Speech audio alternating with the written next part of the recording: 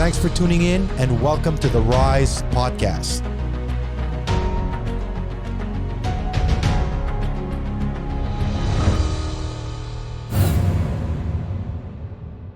Hey guys, Nick Drosos, and welcome to the Rise Podcast. And today's guest, content creator, funny man. I love watching this guy skit. And I actually had the honor and the pleasure to do a few skits with him.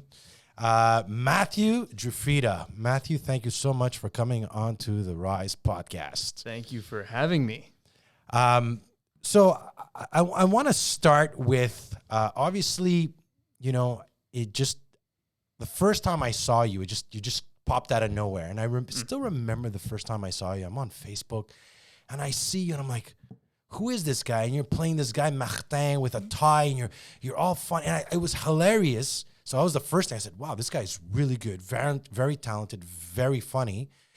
But then I'm like, he also has got balls to come out and do this type of content and these type of skits. So my first question is, there's a lot of things I want to cover, but let's talk a little bit about that because that's what people know you for. How did you get started with creating content, with creating these characters? What inspired you? At what moment did you say, you know what, I'm just going to do this? Yeah.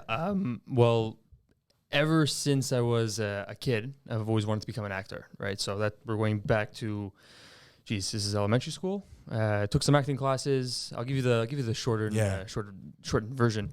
Took some acting classes, but obviously almost everyone wants to become an actor. That's like a dream of many people, right? Yeah. And it's not easy. Right. So took some acting classes for a couple of years, then ended up stopping, going to high school, all that kind of stuff. Opened up a YouTube channel, started doing not the similar type of content, but some other stuff. Skits as well? Towards the end of the YouTube career, I started doing skits, but it was different because I was doing more so like reviews sort of thing on video games and Call of Duty and all that kind of stuff. This was in like 2008, 2009 when YouTube had just started. Yeah. So it's one of the regrets I have because I stopped when I started doing the skits, but they're still up there on YouTube right now. Oh, you can still see them. Yeah. So they're up there and you can see like one of the last ones I had done. And I stopped because it was YouTube. It was new. It was like, what do you, like the typical, like, well, you're not going to be a YouTuber. You're not going to be, you know, it was new. So nobody wanted to entertain that idea, I guess you could say. It's funny because I started in YouTube. On my channel, you see it. 2009.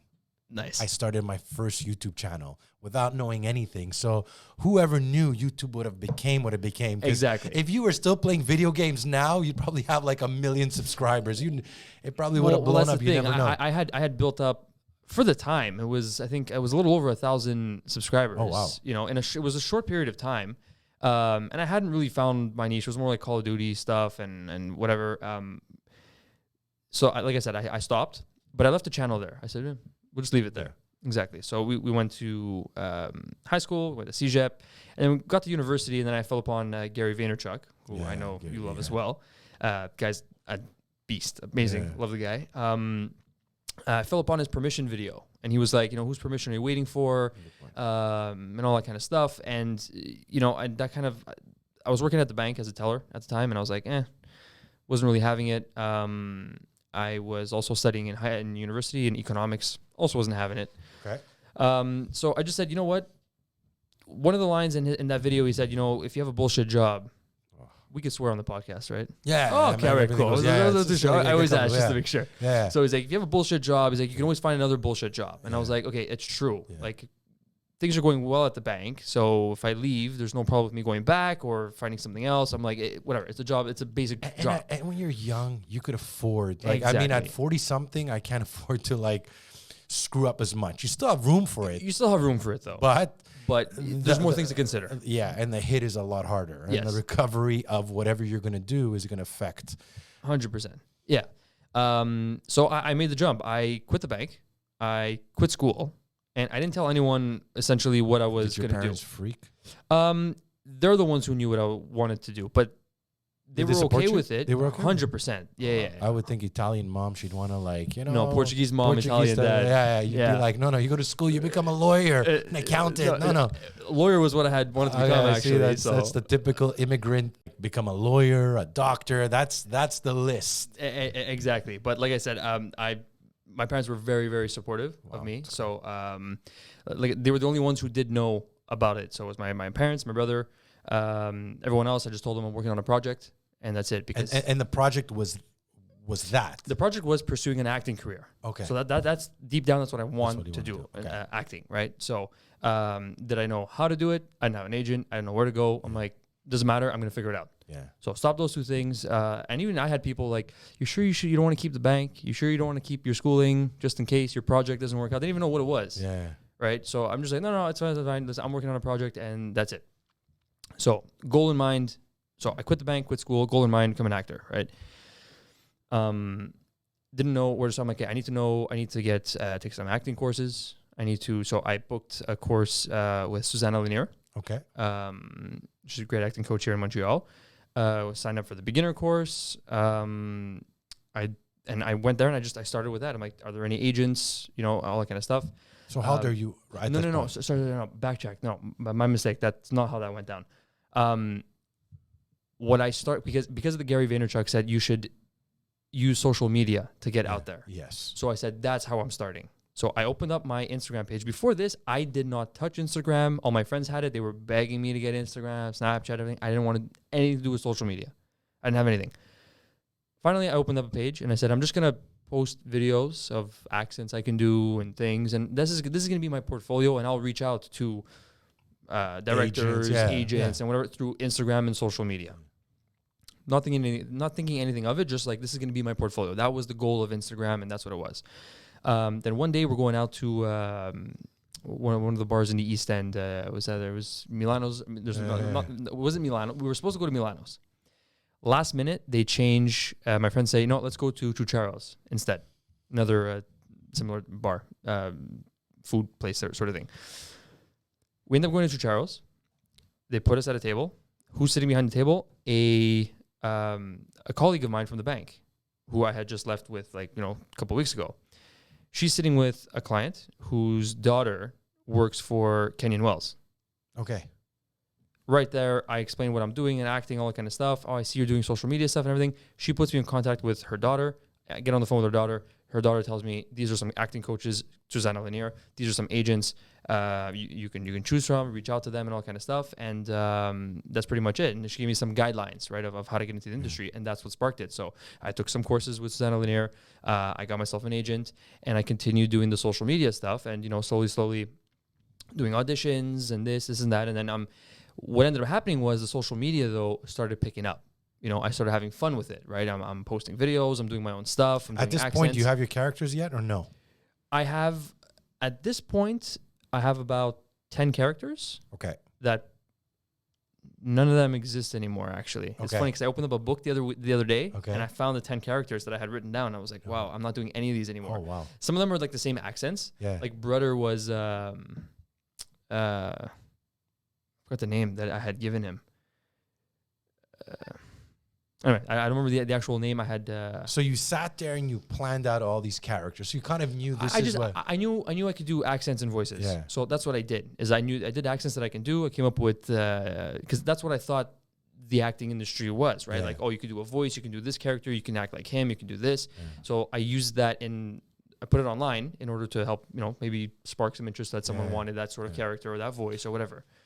And I just started doing that. Then the Instagram pretty much just started picking up on its own. And I said, this is something where the harder you work at it, the more you get versus the acting. It is the harder you work. Like if you don't do your auditions, you're not going to book roles. I get it. But there's a lot of other factors. I agree. Right. That are, you can do a lot of auditions and I remember, and I say it openly, I did, at your age, 26 years old, I remember I did 50 auditions. I got nothing. Yeah. And that's where I got so discouraged. And I left acting. I said, you know what? Screw this. After my acting, the acting classes, everything I did, I said, screw it. And that's why I opened my YouTube channel. I said, you know what? I'm going to pick something I love. I'm going to open my YouTube channel. and just at least I'm still an entertainer, even though I'm teaching self-defense, and just do that and let me just see where it goes, you know? So for sure. So, yeah. So then, and that was pretty much it. So when I realized that, I said, okay, like I'm gonna double down on the social media stuff, and always following Gary Vee, always seeing what other people are doing. You know, never really comparing myself to these people, but just seeing and learning essentially, right? Like how to grow and what's you know, other creators and what they're doing and all that kind of stuff. And that's kind of what led me to where I'm at right now. And I'm like, you know, you see what works. Characters work, the accent works. I realized very quickly that, you know, I had the voice. I just had to fit a character to the voice, right? So like, for example, Martin wasn't Martin at the beginning, was Sylvain the scientist. Okay. Right? Which was the same voice, but just didn't work. That character had flopped. Then I did then Martin was born, and then it stayed Martin, and that's it. He's that character right now. Was it the first time you came out with Martin, these characters? Like, I mean, the one thing I admire about you did it, and I tell it takes balls to go out and put these characters for the first time, because you're like, okay, this could be a hit or miss, and I could get smashed and get destroyed and roasted for this. Was it a fear you had? Like, what made you say, you know what, I'm just gonna take out this content and whatever happens, happens? Or you didn't care at this point? To be honest, again, there was a lot of Gary Vee going into my ears. Yeah. Right? And he's like the best motivator type of person you can have. And like, the thing is that, you posted and whatever happened, right? Like there was some stuff that I don't post anymore. There's accents I don't do anymore. You just tried stuff and you see what worked, and what worked you kept. And I learned very fast in that way. Because social media, it's not like you have one, right? It's not like you have one audition, you go in for 3 minutes, right? You do your 2 takes, 3 takes, and then it's like, I didn't have a good one, or it was a good one, or I think I did well, but I'm not too sure, whatever. This, you know, you can refine it, you can work at it, you can, you know, I do multiple takes at home before I post, right? It's not just film and that's it, right? Like, I want to talk about that, because a lot of people have no clue, and I know how much work goes behind making this. How many hours a week do you spend working, creating characters, because, you know, the person's watching a 2-minute clip, but in my head, because I've been in this industry, I know how many hours you probably spent putting it together, rehearsing it, writing it. Plus, I've worked with you, so I know. So, like, how many hours a week do you work on average? If calculate everything that's, you know, content creating and writing skits and putting them together. I don't have an actual, like, I work a 40-hour week, I work a 60. To be honest, I don't know. There's a lot of time that goes into it, but now, like, for example, now there's a lot of different things that are going on, right? So there's I do a lot of like commercials with companies, so there's like stuff doing that, prepping and script writing and all that kind of stuff. So there's that. I could say at the beginning, I was posting 4 videos a day. At the beginning, at my very beginning, for like 6-7 months. So I began March 3rd, 2018 until August. Okay. Was when my video popped, sort of thing. Yeah. So for those months, I was posting 4 videos a day, 4 characters a day. They were only a minute long. And it's true. For a day or for a week? For a day. Wow. Yeah, 4 a day. I would wake how up do in the morning. you come up with this content? Like, well, I guess COVID helped you because it gave you a lot of like. Well, COVID was great for this, but at the beginning, I'm very grateful that these ideas just kind of pop and they're just there, you know, and that's pretty much it. Again, the production quality was very low back then. It was just phone straight to the camera speaking, and then it's pretty much it. A minute max, and then you just post it, and that was it. There was no real editing. Like now, like videos, you know, like for a 2 or 3 minute sketch with multiple characters, you're looking at easy 2-3 hours of editing, and that's like, you know, I'm not doing anything crazy, right? It's just piecing stuff together, right? So 2-3 hours of editing. Filming will be another 2-3 hours with multiple character changes and all that kind of stuff. The script is another, you could say, hour. The ideas, maybe to come up with an idea is another hour. It's a good 10 hours to create a 2-3 minute skit. I would say like a proper one. Yeah. Sometimes like sometimes they pop out quicker. Yeah. Right. Sometimes they're just faster. Like it depends if it's just like a monologue sort of thing. Well, it could be faster. But I think one of the things that impressed me the most when I worked with you is when when you have multiple characters talking to each other, I'm Yeah. like, I look at it, I'm like, how the fuck does he do it? How does he come up with it? And it, like, obviously, I know you have, what's his name that films it as well? Giordano. Giordano films it. I worked with him. He's really good. But I'm like, how do you write them that they work and the edit, how you make it, you put it together is like seamless and looks, I mean, you make it look so easy. I think that's what's really, how do you do that? Like, how do you? That, so, you know, there's another, like you could say backstory regarding that. So in terms of the editing, the way it looks so seamless is when I'm doing the character, you know, I'm paying attention to the script, right? So if I'm answering a guy who's there, I have to know that I'm looking obviously there. Yeah. And then if, for example, if this character starts speaking, then I'll finish my line and then quickly turn here to make it seem as if You're talking. this guy started speaking. So now I got my attention here, right? So just those little things that help kind of make it seamless to make it more believable that there's actually 4 people sitting there or 5, whatever. Yeah.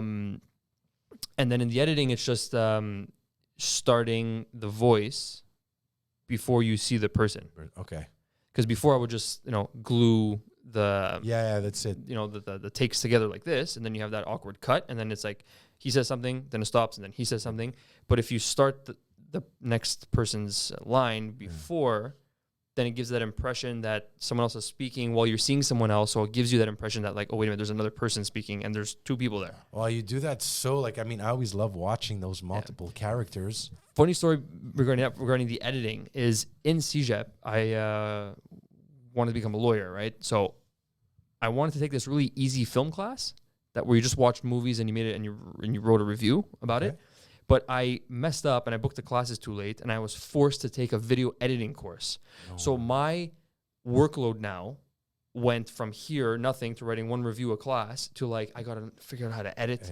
I got to like make a film now. I got to do all this stuff where it's like, yeah, I did want to become an actor before. So like there was a little bit of interest, but like I fought really hard to get out of that class. Spoke to deans, spoke to teachers, spoke to like I tried my hardest to get, I'm like, you know what, maybe I'll just drop it.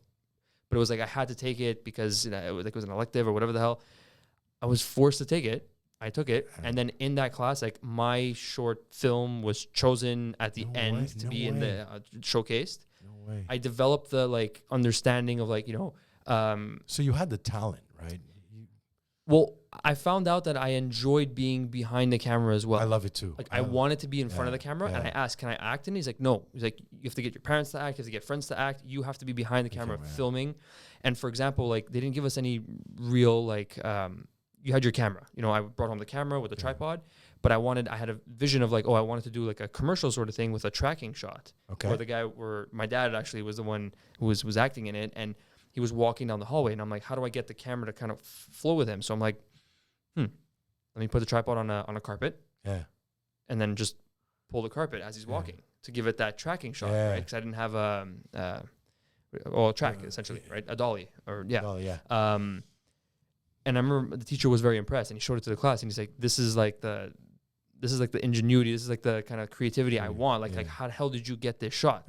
Everyone is stuck with stationary shots, and this guy's like rolling cameras, right? So I have yet to go back to see Daniel Stefik, who is the teacher, and just to say and to tell him like, I'm doing this sort of stuff now. And his class with the editing really propelled my editing in the social media stuff, because I had known the basics. I knew to to not cut to cut on a movement versus how to put it together. How to put it together, essentially. Yeah. Has creating this content, like, I mean, has it helped your acting career? Has it helped you get more gigs? Are you sometimes worried it might, like, you know, typecast you like as the guy? Oh, that's the Martin guy, or that's the funny guy. Is it something you ever thought about, or you never? I mean, I don't think it would typecast me, because I do like a couple of different characters and different things. I am typecast where I'm not typecast. I would say people see me as more of like the funny, like comedy, right? Comedic acting. I do have plans, and I'm speaking with some people and other directors to do some content, but more serious stuff, where you'll watch it and it'll be like a short film, but it's going to be a serious, cool. You know, like maybe like a serious monologue or something, right? So I want to, like, the goal is like, I want to be able to make you laugh, and I want to be able to make you cry. Nice. I want both extremes. But I mean, yes, Instagram has brought me some gigs. Yeah, it has brought me some gigs. From what I heard is that the more social media, like the more of a social media following you have, could actually hurt your chances of booking gigs. No way. Yeah. How's that? I would think it'd be the opposite. I was on a commercial and the producer there was like, you know, he knew like, okay, you have about this many followers, you have about this many followers. And Matthew, I know that you're, you know, all that kind of stuff. And I was like, okay. I'm like, does that like help? Is it not? He's like, you'd be surprised that sometimes they kind of stay away from that now because of all this stuff that recently has been going on, right? Like, you don't know, whatever,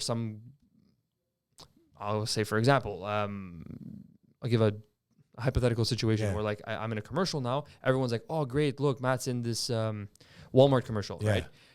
But then they'll go on either Instagram or they'll find something, a story comes out, an ex-girlfriend, a car accident, drinking and driving, whatever the hell. And now I'm linked to the Walmart commercial. Wow, but the blow up is going to be bigger because there's a social media following. Wow. Right? If I do something bad, I would say there would be more of a blow up than I guess maybe someone who doesn't have social media. So they're gauging themselves with that. I think is what that's what he explained to me. I see. For some reason, I really thought it was the opposite. I thought it would have helped you more that you have all this social media presence. That was him saying it. I understand where he's coming from, but I do also think that like if I post this Walmart commercial on my page, I mean Walmart is huge, right? But I'm just saying that like there is a certain amount of people who are going to get to see it, an extra amount of people who are going to get to see it. So there is a benefit to it as well. And what are your acting plans? Like in a perfect scenario, what would it be? Is there something specific that you've set as a goal, as a dream, like, you know, anything specific you want to achieve? I'd like to be a full-fledged working actor and full-on features and movie shows. Would you stay here in Montreal, or are you thinking of like moving, or I don't know? I saw last kid I saw, Martin is moving to Toronto. I'm thinking for some reason I had a feeling, I'm like, I think he's gonna do it. He's gonna move to Toronto. There's more opportunity in Toronto for sure. Toronto, Vancouver, LA, New York. Like, I mean, so yes. And my other question. I'll ask you, have you ever thought about doing stand-up as well? I think you'd be awesome at stand-up. So many people have asked me to do stand-up. I think you'd be pretty good too at stand-up. And it's not that I'm... Like, I would do it. I would do it, just not yet. Like, my focus is not there, and that's not something I want to add on right now. Yeah, you know, because when I was young, I used to do theater work, right? So to be on the stage, like... It's just that first 30 seconds to a minute of like butterflies, you know, but it's like once you get that first laugh, once you're in it, then you're in it and forget it, right? So just to perform as Martin on a stage in front of a live crowd would be pretty intense, and I think that high would be nuts, right? So I think eventually, and it's feasible. A lot of my skits are between characters, so it gets a little bit difficult, right? Because I can't act as two people on stage. But I mean... like Martin, all his videos are pretty much monologues. So you just do a longer monologue of different characters, and it's feasible. I remember at one point I was following you. You stopped posting, I don't know if it was a month or something, or a couple of weeks. Yeah. No, but also in the past, I felt like you were like waking up at 5 a.m. I remember, and you were like talking. I remember telling you like, be careful, like you know, you could burn out. Don't like. I mean, that's the tough part, right? Because I think like when you work a lot of hours and you're trying to create content, do you ever get blocks where you're like, shit, what am I going to come up with now? And 100%. I have never. I think there was maybe like once that I can maybe think of where I had content planned for like 4 days in advance. But besides that, like everything is on the fly. It's always like if I have to tell you, like, do I have a piece of content for tomorrow? No. So you don't. So tomorrow you're gonna wake up. So tomorrow I don't. But right now we have like tonight is a repost. Yeah. So I'm allowing myself to do reposts now, which I didn't before. I'm allowing myself to do reposts. Why do you say I'm allowing myself? Because I never wanted to do reposts before. Okay. Yeah. Because I just felt that the post is there. If people want to see it, they can scroll back and see it. But there are like, and now in posting reposts, I noticed that there's a lot of people that have not seen the content. Yeah, because I do the same thing sometimes, because a lot of people who've started following you didn't see, and nobody really scrolls back and look at. They don't. So sometimes, you know what, even if you repost it, you change it a little bit. Yeah. I mean, nobody's gonna really, Yeah, say you anything crop, you about take a that. section of the video. So Yeah. that's what I'm doing right now in order to just slowly grow back. Because I mean, I wasn't posting for like 2 months now recently, right? Why is that? You were working. I know you were working on a film. I saw a picture. Yeah, so it was it's a Netflix series that's going to be nice, coming cool. out at the end of this year or next year. It's called Gray Mail. Okay. I was basically the stand-in for the main actor on the show. Okay. So I wasn't in front of the camera, although you will see my hand in one of the scenes. So that's cool. I was a photo double there. We're gonna crop it out like Crop it out there's like my that's hand. my hand. Yeah, and just that was nuts because that came in and took up the majority of my time, and it was always like, okay, this week you're working 5 days. Okay, this week you're working 6 days. And it's like 12, 14-hour day. days, right? Oh, easy. Minimum 12-hour days. Yeah, it's crazy. On the rare occasion, you'll get like 8 hours off, like an 8-hour day. Your weekends are short, but sometimes like you're filming until like 2, 3 o'clock in the morning. You're dead tired, so you're sleeping until. So that first day of the weekend is not. It's just recuperate from the week. And then the next day you got to go to bed early because you're starting at like 6 a.m. or 5 a.m. That's what or people whatever. don't know. This is a really tough industry. Like you said, everybody when they're young, they want to be an actor. It was my dream to be an actor. Really, I love it. And again, I took the acting classes like you. I followed your path. I did a play in the Sadie Brofman Theater and Amadeus. I had one line. That was it. One line.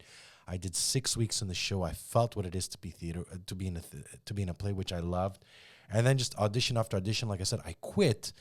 And we're lucky today that we have this social media, this huge microphone where I'm like, you could do whatever you want. You just got to like be consistent, find your passion, go out there and do it. And it opens doors and opportunity that most people would never have. But it's a tough business, man. And a lot of kids, I think, is like, oh, I'm going to be an actor. And a lot of people think because they're funny, they could be comedians, or because they're entertaining, they could be. I'm like, no, it's a skill. You got to take acting classes. There's a lot more to it, right? It's not just, also when you're younger, I think a lot of the times like you want to become an actor is because like you see people in movies and I want to be on TV and I want to be there and I want to be, I want to be the one where like signing autographs, people taking pictures of and all that kind of stuff, So that's the kind of, I think, they see actors or like athletes and like that sort of thing. So that's kind of why they want to go in that direction. But then there's some people who just want to entertain. And like ever since I was a kid, I loved the spotlight. I love the spotlight, especially making people laugh. It's not that I want to become a comedian, but it's just, I prefer that. Like I'd rather, if I have to make people cry or laugh, I'd rather make them laugh. For sure. Right. So yeah, but it's like anything, it's a grind, right? Yeah. But with social media, like you said, it doesn't make it easy. I'm just gonna say it makes it easier. Easier, yeah. But that easier is like 1%. Yeah, you're right, because you still got to put a lot of work and effort. Because I can do Sal, right? That typical, New Jersey, and refine that and just bombard, for example, Martin Scorsese's Instagram, or go see who he follows. And then find his sister. It's a little stalkish. Right? But find his sister. I heard that's how they do it. Yeah. Well, I mean, I've done that stuff with like, I got my video, my Conor McGregor video seen by Conor McGregor's photographer or with someone else. Nothing happened, but like he saw it. He saw it. As long as he saw it, and you never know. So take this 20 years ago. There's no way you have to physically deliver. I don't know the video or like get them to. How do you? It's feasible now. It's possible. And to go back to the question, because sometimes I jump, like moving, is it something you've considered? Like, so your girlfriend's right there. She's like, I know. She's like, we're going to Toronto. So it's cool because there's a lot of opportunities in Toronto, but there's a lot of opportunities here in Montreal. Yeah. She's booking like crazy here in Montreal. For real? Oh yeah, more so than I am, 100%. Sorry. Yeah, like she booked roles on the Netflix show that I was a stand-in for. No way. Yeah, so she was like bossing me around. She was like, "Go get me water." Yeah. Hurry up. Yeah, exactly. Get that guy off set. I don't like the way he's looking at me. Yeah, so the way I like to think of it is that there are opportunities all over. Yeah. If there's an opportunity on Monday in Montreal and there's an opportunity on Tuesday in Toronto, I want both of those opportunities. Not that I have to be in Toronto to get the Toronto one. I want both of them. Yeah. Right? Or at least try out for both of them. So again, with now, you know, with It's made it easy for casting too. Like now Casting, they send a now video. I what's remember cool back about- then you had to go there. Like sending a video didn't exist. exactly, and it was frowned upon, right? Whereas now I think, even though COVID is Yeah. you know, I don't see it going back Me to too. commit. I mean, I have gone into some in-person auditions. I have during COVID, but I don't see it like just like cost effective wise. Like, I got to hire someone to sit there all day. Yeah, and read lines. And think about it, right? I'm sending a video of an audition. It's a video. That's they want to see how you look on camera, right? Even though they're filming you, they'll get a good idea of just how well you can, deliver the lines on a phone, or how you could play it out. I definitely think I don't think it's going to go back to. I'm pretty sure sometimes maybe for the callback you'll have to go back, but callbacks for the initial one it's probably gonna. I believe it's because gonna they can continue. just kind of like if they're doing it already in auditions where it's like no, like at the minute you walk in, no, too tall. Just Yeah. I think the industry as well is going to shift as well. I mean, there's some changes because of what's happening, but I also think my philosophy is and like I have the same dreams. Like my dreams to go all the way to Hollywood one day. Yeah, really, that's what it is. That big, not to be like I just want to be in one feature film in Hollywood on a red carpet one time. I've said that to myself. And my philosophy in life is I have to create it. So I'm already writing my own films, my own shorts. I'm going to start producing my own. Like I want to make it. Like I find knocking on the door is hard, but I'm like, you know what? Let me do enough content. Let me start creating my own type of short films where I can get their attention, where someone's going to come to me or say, you know what? Because the other way around is, I've tried it. It doesn't work. It works for some people. It works for some people. I don't say it doesn't work. It's just, it's obviously there's skill. There's also luck and timing involved too. Luck and timing. And like I said, there's so many factors, height, hair color. Sometimes like they're supposed to be able to like, okay, yeah, we can dye his hair red if we need red, right? Yeah. But it's like, you're acting obviously, like you can have a good day, you can have a bad day or whatever it is, right? So, and you never know what they're looking for. You might go in, and that's one thing I learned through acting is like now I deliver the lines. It's funny because as an actor, I'm a lot more confident now than I was at like younger because I used to get in my head. I used to overact. Now I kind of don't care. I was about to say, you don't give a fuck. I don't give a fuck because I'm not desperate for it. Yeah. I have my career, so I'm not like, I need to get this. I go in with like, let me have fun. I'm going to play it this way. So I don't give two shits. That was one thing that really changed for me in auditions is having fun. Yeah. Just go in, have fun with it. Right? Speaking of like age and all that kind of stuff, and to go to the extent of like, you don't know what they're looking for. My first audition ever, I get the breakdown. It's silent on camera, so there's no lines. So I'm like, how the hell do I prepare for normally you give me lines and I practice, right? Yeah. But like silent on camera, police officer. Okay. Italian police officer. So I'm like, okay, cool. This is actually great. 40 to 50 years old is what they're looking for. Okay. The cast. Okay. I'm 22. Look nowhere near 40 to 50. Yeah, no, you don't. Okay, great. They'd be casting me. So I get that. I'm like, okay, I have no lines, so I don't know what to prepare for. It's an Italian officer. Carabinieri is what it was. Okay. I went the extra mile, and I didn't even use it in the audition. I went the extra mile, and I told the... I asked my dad for some Italian things that like the police officers would say, whatever. Yeah. Okay, cool. So I'm like, all right, I go into the audition and I have long hair, longer than this. It's here in Montreal. Here in Montreal. Okay. I have longer hair than this.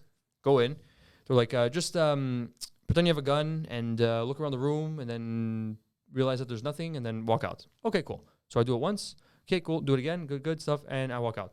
30 seconds. I'm like, okay. I feel good about it. Whatever. Well, feel good. I mean, shit. I held the gun properly. I walked around. Okay, cool. Walked out. I booked the audition. So I'm not 40 to 50, but yet I booked it. They called me in for like makeup and hair testing. They cut my hair. Okay. Short. short, like buzz cut on the sides. Okay. So my hair wasn't the length that they were looking for at the time. So to go in and say like, oh, I could have prepared myself. How was I supposed to know they wanted the short hair, younger looking, you know what I'm saying? And then on the day that I was filming, I used the words that my dad had taught me because the director was like, do you know how to speak Italian? I'm like, I got some words I can use. And he's like, hey, cool, use them. And I ended up speaking after in the show. Was it Actra? It was Actra. So you got your credits. Yeah. Oh, nice. Yeah. So that was like confidence level was boosted because first audition ever, I book it. So I was like, wow, this is first great. one. First. Wow. Well, I mean, my first audition was when I was like 12 and I did a McDonald's commercial and I bombed that. I want to hear that to a McDonald's. Terrible. I walk in. This is my legit first audition ever. My parents come. We're all excited. It was a kids one thing. So it was for the Olympics for McDonald's. Oh wow, that's probably paid well too. I don't remember. So sign up. We go in. So we go in. I thought it was individually. So I go in and I'm sitting there with 4 other kids, and they're like, okay. They look at me. They're like, you. I'm like, yeah. You're eating fries and you're holding up the fry and you're saying like basically like this award is for Sidney Crosby, the best hockey player ever. And then you guys all bite. Yeah. Then you take another fry. This is for Michael Phelps, the best swimmer ever. And I'm doing this now because it's like fucking 12-year-old Matt couldn't do it. You still remember the lines? No. Okay. So like they gave me the lines. Yeah. I get there. Blank. And I'm nervous as fuck because I got all these other kids looking at me who have done this before or haven't. I don't know. Yeah. But the camera's there. This is my first audition ever, right? So I blanked. He's like, okay, don't be nervous. He says, just give me the name of your grandmother. Give me the name of your dad. Give me the name of I'm like, okay, this is for Tony. And then like, it just, I can't think of a skater, a hockey player, a thing. And this, I'm just so nervous. Yeah. And they're like, okay, no, it's okay, fine. And then obviously I didn't book it. My parents got me ice cream after though. At least you got ice cream. I got ice cream out of it. So you know what I say this to parents. One of the best things you could do to your kids is put them to acting class. So my son was very like shy, timid, wouldn't look you in the eyes. He was a little bit, not that social. And I said, you know what? I'm going to put him in acting classes. I put him at the age of 6 or 7. He did 2.5, almost 3 years of acting class. It changes complete behavior. By the end of acting classes, he was able to stand up, do a monologue. His confidence, his communication skills, his listening skills. I tell people, like, it's more than just acting. Like, it teaches a lot of other skills that you can use later on in life that a lot of people don't think about. Oh, yeah, 100%. I agree with that. I met your son, and very, Mini Martin. I call his a tabarnak. I love it. And so now, what else are some of your plans? Are you working on any scripts, any future movies, anything on yourself that you want to? Yeah, there's a lot of different things. More so on the social media side, I want to say. But actually, one thing I want to go back to is because you said that you were writing a script for your movie, right? Yeah. And you're like, I kind of want to put it out there. And what I want to say is that your goal of becoming being on the red carpet and everything. It's like what I've really learned with the social media is that like if it's not there for you to go and like wait your turn and audition. Yeah. Basically, my mindset with the social media thing has changed and has been like, you know what? If I'm not gonna get it, fuck you. I'm gonna make it myself, and I'm gonna go and get it. I'm gonna go and get it myself. That's exactly my thing. The best example now is, I've auditioned for many commercials and I wanted to be in commercials. We've been in commercials together, but I haven't had a speaking role in a commercial on TV. That has been played all around Canada or Quebec or whatever it is. But one of the commercials that I made for a company that I'm working with, Loans Canada, for social media, they took a bet on me and they said, we're going to take the commercial and we're going to put it on TV. Oh, wow. And now across Canada, there is Breder and Martin on your TV. No way. Between fucking Jays games, between... I haven't seen it. Which one is it? I haven't seen it. It's the Loans Canada one where Breder's at the window at the top and he's eating carrots and Martin gets a crazy interest rate. No, I haven't seen it. Yeah. Can you find it, Poseidon? Poseidon's going to try to find it for us. Worst interest rate ever. I want to see this. This is on YouTube. But they took it and it's on national television across Canada. Do you have lines? I wrote, I edited, I produced, the whole thing. Wow, Was, that's awesome. I'm surprised I didn't see. Did you post it on your social media, or you're not allowed? Yep, I did. Okay, I don't know. It went up there first, and they liked it so much. Like, you know what, we're gonna take a gamble on it, and we're gonna post it and publish it across Canada. Wow. Yeah. So it's kind of like, you know, when I'm getting people every day now, oh, it's great to see this, and it's like, you know, I didn't audition for it. You know, granted, I mean, they played a massive part because they're the ones who took it to TV, right? But yeah, is this it? Yeah, let's see. I haven't seen this. Give me just a second. So you wrote it. You did all of it. Filmed obviously by Giordano. All right. Yeah. We're not gonna get flagged for this. Well, Nick. No, just put it on. It's fine. No, it's fine. What the fuck? This is like the worst interest rate in the whole fucking solar system, see? That's hilarious. Bro, you should have used loanscanada.ca. Huh? They clearly compare all your loan options, so you would have known right away that your interest rate was going to be more higher than the CN Tower, bro. That's hilarious, man. That's awesome. Thanks. The one on TV is there's no swearing. Yeah. Two different ones. But yeah, but that's just a thing. Like, again, it's never to boast, never to show off or any of that. I'm super grateful. Yeah. But it's just the fact that, like, you know, you wait and you do auditions and this and that, and it's like, but like that happened. That's through like, you know, doing a lot of videos. I believe in that. You got to go out, and I say to people, go out and create your opportunity. Nobody owes you nothing. Nothing's gonna happen. Yeah. You got to go and I tell this to my son. Figure it out. Figure it out. Yeah. You have the entire world in your hands with internet, social media, all these platforms. There's no reason why you can't, at least if you can't get there, create attention, do it on your own, you know? Yeah. Figure it out. And let me ask you another question. I mean, just even when we did this skit at our house, the guy's like, hey man, I know you want to take a picture with you. How's the fame for you? Like, I mean, I know you're a humble guy, you don't care, but how is it when people are like, hey man, I watch you, and how does that feel for you? Always very, very, very grateful for those moments. Yeah. And I always take the time to stop, have a chat, and if they want to take a picture or whatever it is, 100%. Yeah, because I realize that wasn't happening to me 3 years ago. Yeah. It may not be happening to me 3 years from now. Good point. I don't know. So those moments there, for me, I can't brush them off and be like, leave me alone, I'm busy. It's like, I cherish the moments because it's a symbol of something, right? That like your hard work, all the efforts you put in. Like, I mean, it's nice to feel that you're also appreciated, like, about what you do. You know? Do you get any hate? Any like haters, comments, like? So this is actually crazy. Like, hey, toi là, est-ce raciste? Or you ever get any of that stuff? Or because I don't read much of it, so I'm like pretty impressed that you don't get like. To be very honest, I go through my comments and I try to go through my messages. Like I'm not as good anymore as responding. Yeah. But I read them. Right. I try my best to read as many as I can. The hate is there's never, you know. But that's the thing I've noticed. Like, I've read, thing that there was recently was when I started touching COVID. Yeah. So at the beginning of this year, I didn't want to touch COVID related subjects because we had talked about that. I remember about doing the COVID stuff. Yeah, I didn't want to touch upon those things because it's a touchy subject, right? It's kind of divided, or maybe it's more. I don't know. And they're extreme vaxxers, anti-vaxxers. They're both like crazy, and they all get triggered with anything. And the thing is that everywhere you go, it was COVID. You turn on TV, it's COVID. You go outside, it's COVID. There's the radio is COVID. So like, do people really want to listen to the other COVID shit? Yeah. But then I made one video, and boom, it just blew up. TikTok, Instagram, everywhere. I'm like, okay, another one, same thing. Okay, so clearly, I'm listening to the audience. Yeah. I'm having fun doing them. There's that too, right? You got to listen to the audience and feed off that. Yeah. I'm having fun doing them. You guys want this? No problem. Let's do this.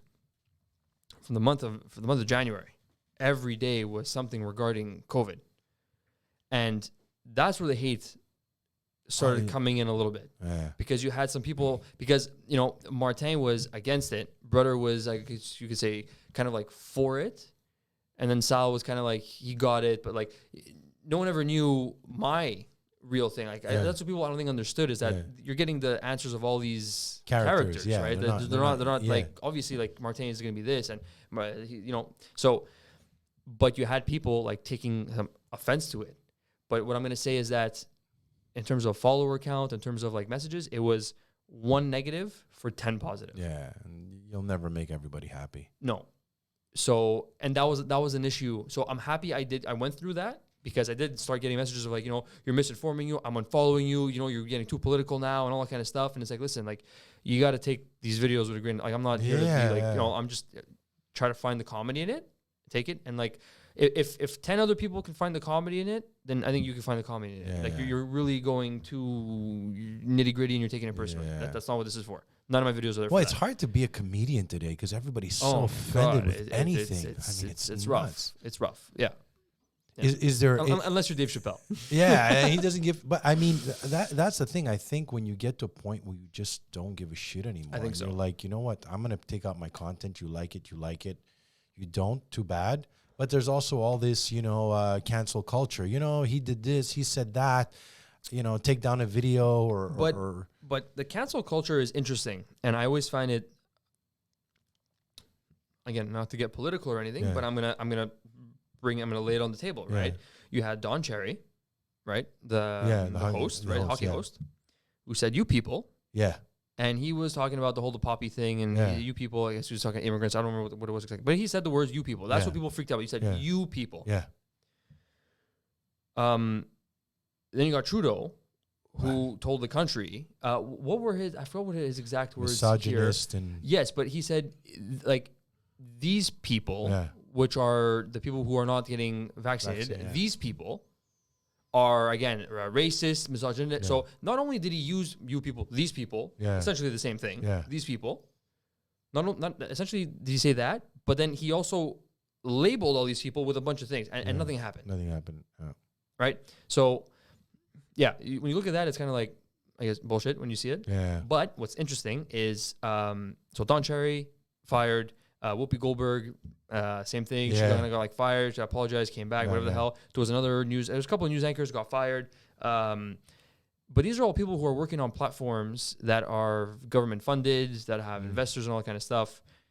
that's why you got to jump on Joe- Twitter now. But Joe Rogan, Yeah, Joe Rogan on Spotify, he almost, I guess you can say, got kicked off. But Yeah. like Joe Rogan starts his own website or whatever, Yeah. or he has a website or whatever the hell. They're gonna go. People are gonna follow him, yeah. right? There was even there was a makeup artist as well on YouTube that he Paul. I don't know what. Anyway, he said something back then where they dug it up and it was like on his YouTube, right? He had like 45 million followers or something like that. He went down to like I think maybe like 30, so he lost a lot of followers. Yeah. But he still has 30 million, Still has and 30 now million. he's back at whatever 35, 40 or whatever it is, right? It's this guy. Maybe where did Paul Star?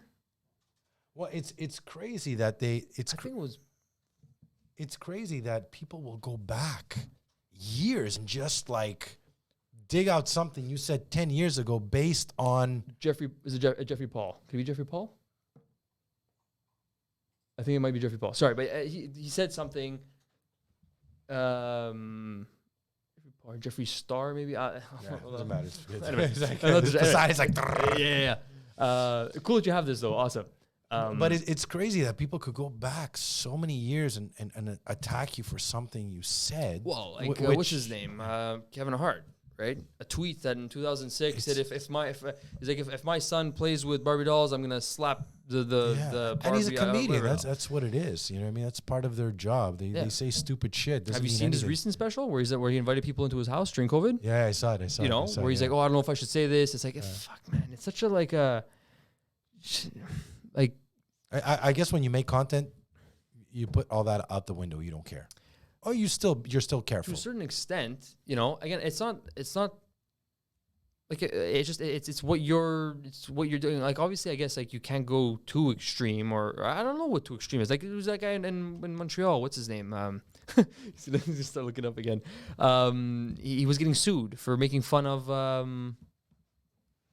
the kid who was Oh yeah, that's the guy, Mike Ward. Yeah, that's Ward. yeah. yeah Mike Ward, yeah. So He I mean won. He won. Poseidon knows a Ward, lot though. about that. Yeah, of course. he won. I work right? with him. Yeah, but that's it. Yeah. But it's like, you know, like he's saying it. He's not like, again, it's a comedy thing. Like you're saying it like you're gonna. Yeah. If that, geez, in that case, man, fuck people. There's a lineup of fines that are waiting for yeah. everyone. Also, there was a lot of lies spread on that. They made it seem like, I don't know if, do you know the bit? No. So it's the one regarding. So the whole thing is because this kid was apparently supposed to pass away from terminal illness. Yes, 100%. okay? Yeah, And he didn't. He didn't. So Yeah. he made fun of that, which is fine. You Yeah. know what I mean? And he's like in the bit, he's on stage and I was like, I tried to kill this kid. He's unkillable. I'm not gonna go through the whole bit. Yeah. But that was the whole premise, I guess you could say. Yeah. And they took that out of, well, they didn't even take it out. They straight up lied, even as far as to say that he tried to actually kill the kid, which is not true. They spun it around. And So was all this for anyways, money, Poseidon? 100%. 100%. I mean, think about 100%. it. This was the unfortunately it was more the mother what I think taking advantage of her kid than more the kid. Eventually now he's an adult, so he makes his own decisions as well. So it's still the mother pulling the strings, but you know. Let me ask you, where do you see yourself in 10 years? Or where would you like to see yourself? I always ask this because I kind of, at night I meditate and I visualize myself with certain things, 5 years, 10 years. Have you thought about it? Is there something, target 10 years? Do you have a plan, 5, 10 year goal? You know, I don't. I should. You should, man. I should. You should. It's bad. Well, it's not bad, but Well, it is because like you know you should have some sort of like a game, not a game plan, should, like yeah. loosely like have an idea, right? like I create a 10-year plan. Mm. So I have my plan till 55, and I break down where I want to be in 3 years, 5, 7, 10. I give myself always a stretch of 5 to 10 years to get exactly to where I want to be. Yeah, And you're always working towards that. And I write it down. I write everything down, the steps. You see, so I'm, I guess this is a little insight on myself. I'm always looking and trying to find, that's why I did the 4:30 a.m. thing. I'm trying to find the best, I guess, the secret sauce that's going to keep me going and motivated and be the most productive as possible. Yeah. Is it reading? Is it, meditating? Yeah. Is it, like, I'm trying to find something because I'm always, like, geez, I've had countless talks with my mom about this stuff, like just constantly like, oh, should I do this? Maybe do this. Maybe I'm more of a night person, but then I can't wake up in the morning and then the day's gone. I told you that 5 a.m. you wouldn't last. I tried it. I can't. I'm more of a night person. Waking up at 5 a.m. I did try to do the 5 a.m. training. But I was dead. I hurt my back because I wasn't warmed up. I was tired. I said, screw this. I'm not doing this anymore. Something I'm doing differently now is like my training, right? You look freaking great. I saw the picture you posted you. before and after. Thanks. It's like, holy Yeah, shit. It's I'm proud of that. I told myself this year that I'm gonna just train as hard as I can. Was it for movies or just for you personally? Just for me personally? Okay. Yeah, I'd always like worked out, stopped, done a little something, stopped. I never got to the point where like I want to see what I'm natural. Creatine is the only, but I mean, Yes. Natural. I want to see what's the point I can reach. Okay. Naturally speaking, I'm not interested in steroids. Not interested in Yeah, anything else. just But just naturally. naturally, I think it's not a way. Everyone has their own opinion, but like I think it's important for me now to see what level I can reach. Yeah, good point. At my peak. I don't know if this is the peak right now. Or Yeah, you're right. later or whatever it is. You're at your peak. Like now, 26, 27, 30, 35. Once you hit 40 and after, like, I mean, you start the wear and tear of your body's different. Yeah. The recovery's a little bit So, longer, but not only that, but like I also want to, this is like habits I want to create now that I can keep going into Yeah. eventually like the future to, to sustain, working every day, working out every day, eating well and all that kind of stuff. So, but this is all like my training, for example, I tried in the morning. I tried in the afternoon. The thing about the afternoon is that I don't know if it's because I'm starting, but I'm tired after my workout. I can't, like, I've worked out in the morning and then I'm done by 12. Right? like, So yeah. I'm But you're also I'm- waking up at I'm- 5 in I'm the morning. Yes, I'm gassed out. But even Yeah. if I wake up at 8 in the morning and I do my workout at 12, 1, 2, I'm still gassed out by like 3, 4. Okay. right? So what I decided to do now is just the workout is the last thing of the day. Like now, after this, I have a workout planned. So I'll work out, shower, go to bed. I'm just knocked out. See, that works for you. As a trainer, I said, guys, there's no such thing as like me, it's 2:00. Yeah. 2:00 is my training time. So that works the best for me in the middle of the day. Too late, I'm too tired. Too early, I feel like a car that you just started that's not warmed up. At the end, figure out what works for you and just stick to it. And that's a big thing that I'm really realizing with all this stuff is like everyone's different. Yeah. Right? Like I did this meal plan sort of thing. It was very heavy on meat proteins. Yeah. I felt it right away. I'm like, this is no. I need to incorporate some other like more fiber, more stuff. You know what I'm saying? So more vegetables. I'm like, okay. So I tweaked it to my body. Your body. And the workouts now at night, it seems to be like I put in a good workout and I'm tired after. I crash out and we're good. Yeah. So like that's what seems to be working. And I'm every morning now I read for half an hour. Nice. So that was another goal I set myself this year was I wanted to read 12 books. So one book a month. It's very easy to start off with. And I'm surpassing that goal right now. So I'm happy with that. But yeah, these are just all little things that I trying to learn about myself, but a lot of them are like write down your goals. Yeah. I don't have a 10-year plan. So right now I'm just working. I'm all over the place, but there's no target that's what I'm zoned in on. It's just like get better every day. But like get better every day, it's... The problem with that, you're like at one point, it's scary because I'm 20 years older, right? And I look at you and you're like a younger version sometimes when I see it. And you're way ahead of me. At your age, I was like fucking working. I was a bouncer in clubs. I was going out, I was partying. I was like all over the place. And I mean, I wasted a lot of time doing nothing, or like trying to, like I was doing one thing, quitting, doing something else. And really now I'm more hyper-focused. Everything is written down. There's a plan of action. And I think it's important. I think if you could figure out what you really want and write that down, like the end goal, I mean, you're going to see, at least you're going to move everywhere, but you're always moving towards exactly the same goal. I think that's something, you could have some fun with. And it's nice. When I do it, like I meditate on the end goal that I have in 10 years. Like I see it, I close my eyes. I'm like, oh man, I can't wait to be there. It's going to be amazing. I'm with my girlfriend. We're there. The people, like I see it. Yeah. And I just repeat it. I repeat it. But I'm always constantly working for that, Yeah. But I'm always having fun too. Exactly. I think that's an important thing. Don't be stressed over this stuff. You can't be stressed. Stress is something that, again, learned, in the past year or so, that, like, stress over a lot of things. And it's just, like, most of the time, you can't do anything about it. Yeah. But you look like you're having fun with what you're doing. Yeah. You're enjoying it. Yeah. Like, imagine you were still I always tell people, imagine you were still at the bank. The time you would have wasted, how you would have felt, and then be like, shit. And now you'd be starting. Well, it's like, and all these years and all the things that have happened and all the connections and all the people I've met and the fun I've had and everything, like, it's scary almost to go back that way, right? Yeah. Well, because I think I look back and I say, like, what if I would have stuck with the YouTube and started doing the characters back then? Yeah. Right? And we're talking like 16, 17-year-old Matt. And you started what? 23, 24 doing the characters? I was 20. Well, so it's 4 years ago. Yeah. So it's 22. 22, wow. And time goes by. Let me tell you, I'll give you one advice. Time goes by really, really fast. Out of a blink of an eye, you're going to be my age and you're going to be like, shit, it goes fast. Shit, what happened? That's why I'm like, now, especially when you get older, like 40, everything has to be done. Because now I'm like, okay, I'm going to be 50, then I'm going to be 60. Shit, I'm coming at the end of my life. I know it's crazy. And maybe I shouldn't think of it like that. Some people tell me, but like, you're 70, you're like, okay, at 70, I'm not like going to be climbing Mount Everest and jumping off a plane. You know what I mean? So like now to me is my crunch time. Yes. That's the way I see it. I hear that. But the same way you visualize being on the red carpet, I think you can also visualize climbing a mountain at 70. No, you're right. You're So, right. The question is, will I want to do it?